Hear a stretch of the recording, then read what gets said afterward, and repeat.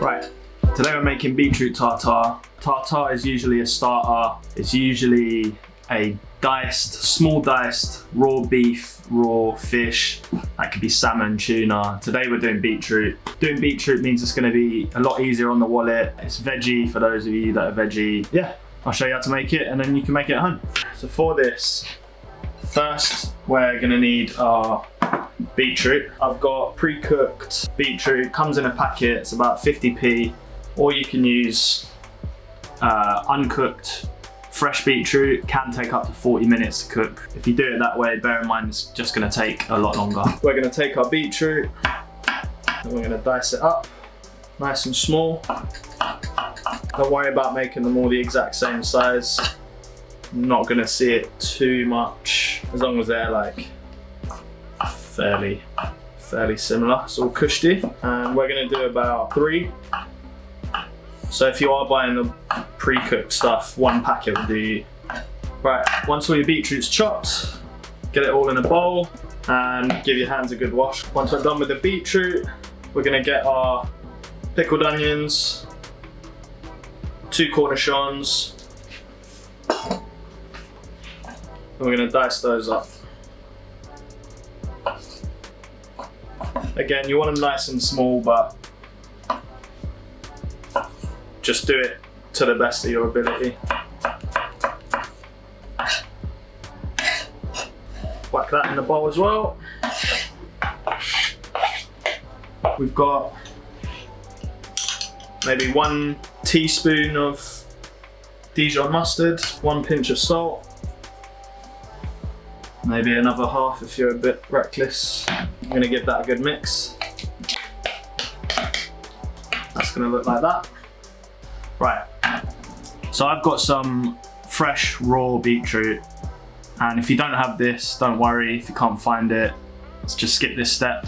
But what I'm gonna do is just very thinly slice some rounds. What I'm gonna do is get my plate and just make a base for our tartare to go on. Put that to one side. Now we're going to take our horseradish. It's about maybe 1 tablespoon. We're going to get our half an avocado. The riper the better for this. And we're just going to mash and mix that until it's like a paste. At this point you can either leave it chunky, or if you want it really fine and smooth, just chuck it through a food processor or a blender or whatever, but I'm going to leave mine nice and chunky because I like it like that. We're going to get our plate with our little base. We're going to get our ring mould.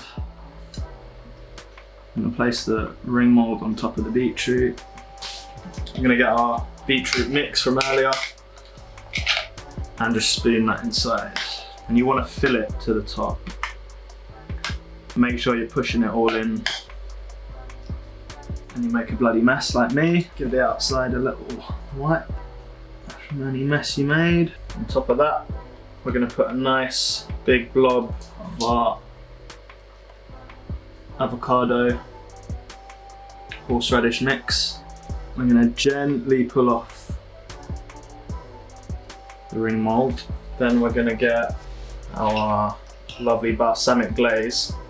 And all this balsamic glaze is some balsamic vinegar in a pan, a few tablespoons of brown sugar, reduced until you get this consistency.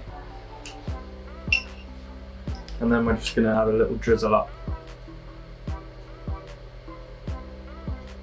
Going to get our rocket, a few nice leaves of that. Don't have to be too fancy with it. Drop a few from a height.